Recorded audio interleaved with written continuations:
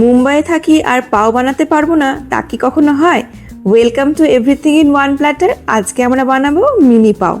পাও বানানোর জন্য আমরা নিয়ে নেব এখানে 300 গ্রামস ময়দা।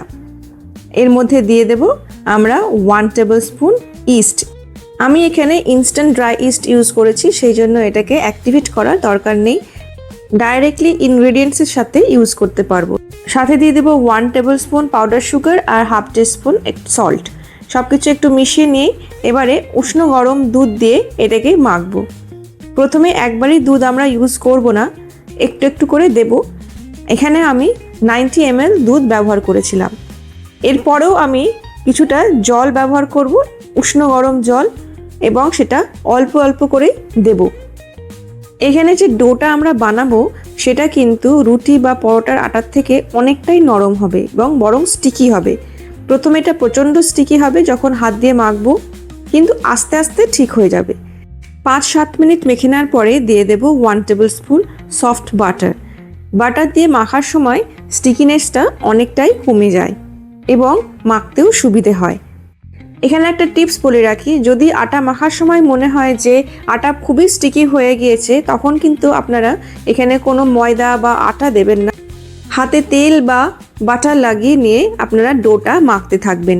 এক্সট্রা আটা বা ময়দা দিলে পরে কিন্তু ডোটা ভালো হবে না। এবারে ডোটাকে একটা ফ্ল্যাট প্ল্যাটফর্মের উপরে নিয়ে ঠেসে ঠেসে এটাকে কিন্তু 10 মিনিট ধরে মাখতে হবে। এখানে ময়দা মাখাটাই কিন্তু আসল। আমার এখানে সুন্দরভাবে একটা ডো তৈরি হয়ে গেছে। হাতের সাহায্যে তলার দিকে গুঁজে গুঁজে একটা ডো মতো বানিয়ে নেব আর একটা বোলের মধ্যে বাটার লাগিয়ে এটাকে প্রুফিংয়ের জন্য রেখে দেব। আর ডোয়ের উপরেও আমি একটু বাটার লাগিয়ে নেব। প্রায় 1.5 থেকে 2 ঘন্টা কিন্তু সময় লাগবে পারফেক্টলি প্রুফ হওয়ার জন্য। এখানে ডোটা পারফেক্টলি প্রুফ হয়ে গিয়েছে। এবারে ডো থেকে হাওয়াটা বের করে দিয়ে আমরা আরও 2 থেকে 3 মিনিট একটু এটাকে মেখে নেব। একটা প্লেন প্ল্যাটফর্মের ওপরে ডোটাকে নিয়ে হাতের সাহায্যে এটাকে রোল করতে থাকবো একটা লম্বা সিলিন্ড্রিক্যাল শেপ দেওয়ার জন্য। আর এখান থেকে আমি সমান ভাগে ডোটাকে কেটে নেব, যাতে প্রত্যেকটা বলের সাইজ সমান হয় এবং পরে ইভেনলি দেখতে লাগে।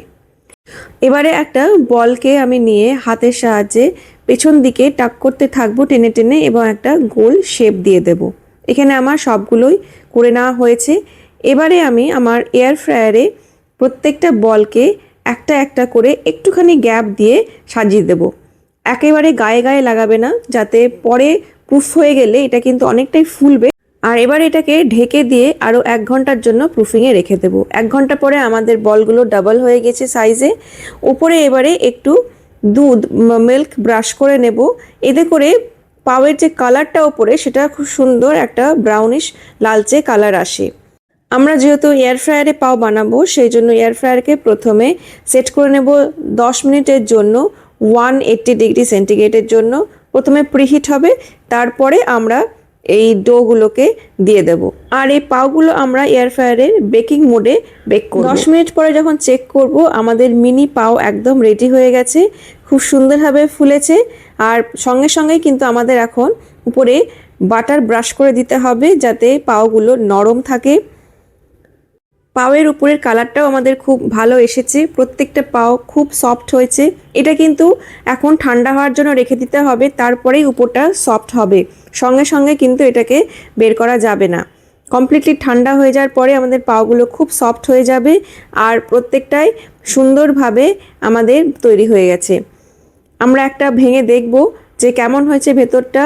ভেতরটা একদম পারফেক্টলি বেক হয়েছে আর একদম সুন্দর পাওয়ের মতোই জালি জালি হয়েছে। কেমন হয়েছে আপনারা অবশ্যই জানাবেন। And thank you for watching.